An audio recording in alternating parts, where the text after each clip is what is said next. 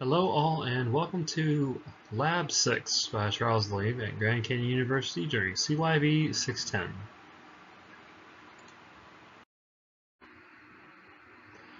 The objectives for this are the vulnerability scan using the Kali virtual machine, risk assessment gap and analysis, propose and analyze countermeasures, description of results, and explanation of the strategy used.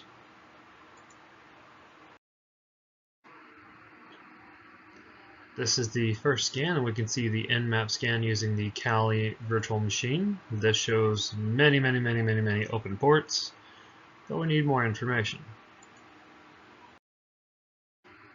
This is the Nikto scan using KaliBox.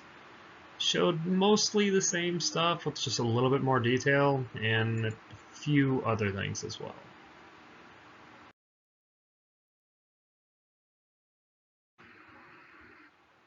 This is the OWASP or ZAP scan performed on KaliBox. It gave us a lot more detailed information about what we can work on to exploit the system or what we need to patch.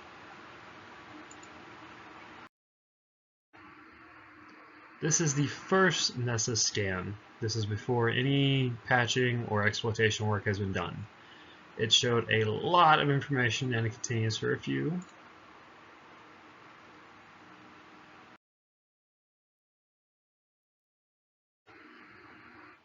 Here we continue with the Nessus scan showing specifically one of the plugins and the output, how it could be worked on, things like that.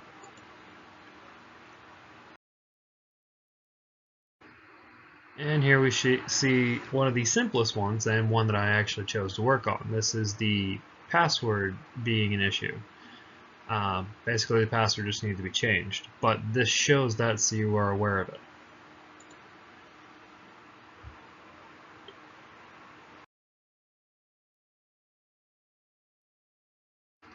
The risk assessments, I found there were a lot of ports that were open and creating a lot of issues. Port 21 had a backdoor vulnerability. Port 514 had a transmission control protocol, or the shell vulnerability, which we've already used in this class. It's very easy to get into. Port 512 had a service detection issue. Port 80 had HTTP vulnerability. We've also already exploited those before. Port 2049 had exported share information disclosure, meaning I get take info pretty easily. Port 5900 had a VNC server weak password. That is the one that is the easiest to fix, and it is one that a lot of people just don't think about or don't worry about it. Updating passwords, changing them relatively often, keeping them somewhat complex. Very simple, but a lot of people don't do it.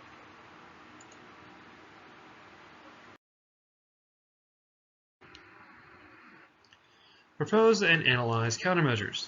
On port 2049, the exported shared information disclosure, if you configure NFS to authorize host only, by authorized host I mean make it where it is just your Kali box for this particular exercise. For port 512, the REXED service detection, you need to remove the EXEC line, which is located in etc/inetd.conf, then restart the Metasploit 2. For port 5900, VNC server weak password, simply change the password. And a good thing I also chose to do is to update, because it actually does show to fix a lot of things, and that wasn't during several of the scans. I noticed that a lot of them just said you need to update the system to fix a lot of the issues.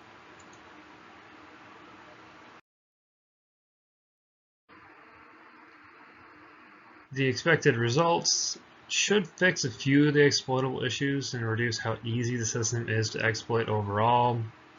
Having the password be changed, having different ports being basically closed without having to close them, just limiting access to them. It should make the system a lot more difficult to get into.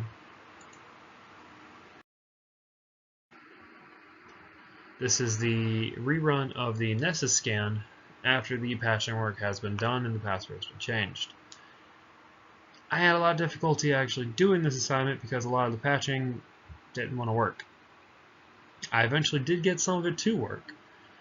Took a lot longer than I thought it would, and had a lot of issues.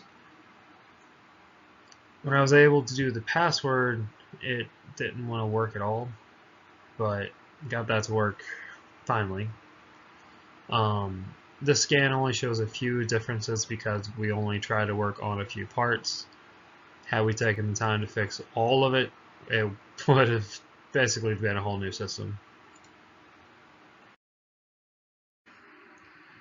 This right here is me showing the actual password having been changed. The reasons for choosing what I did, I patched what I was able to access the easiest, the quickest, and the most important.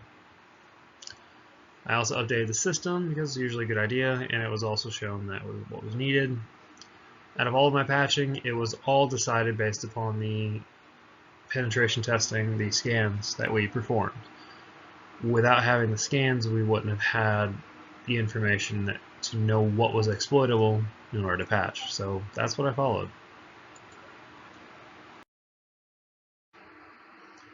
My expectation versus what I had a much higher expectation.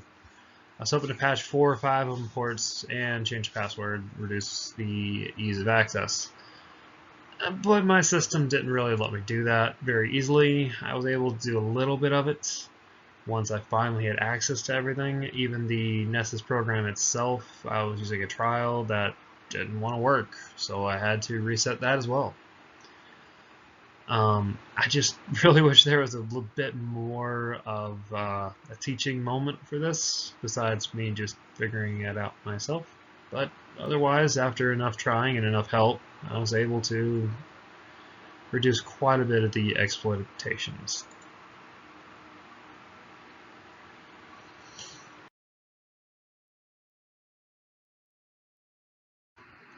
Lessons learned, well, firstly, when you just try to Google everything and you get used to it, when you don't find something you're looking for, it becomes frustrating. So I learned Google does not always help. You try to Google patches for Metasploit, or Metasploitable 2, or Ubuntu, you're probably not going to find it. For Ubuntu, you might find a few, but for Metasploit or Metasploitable 2 or anything like that, it only shows how to access them, not how to fix them. I learned that through accessing a system, it can be easy patching, but it can be a difficult process. The accessing part is incredibly easy. I can see why a lot of people do it to an extent, but I don't understand why they would risk the legality. I learned how to be a little bit more self-sufficient because I had to teach myself how to do all of the patching. I had help from one person to do the password. Everything else was on me. I didn't even see anything covered in the video that helped. I didn't see any resources that helped me. I had absolutely no idea what I was doing. I had to completely start from scratch to figure it out. I do wish we had at least a few more resources to at least get us started on maybe one of the ports. That would be a massive improvement.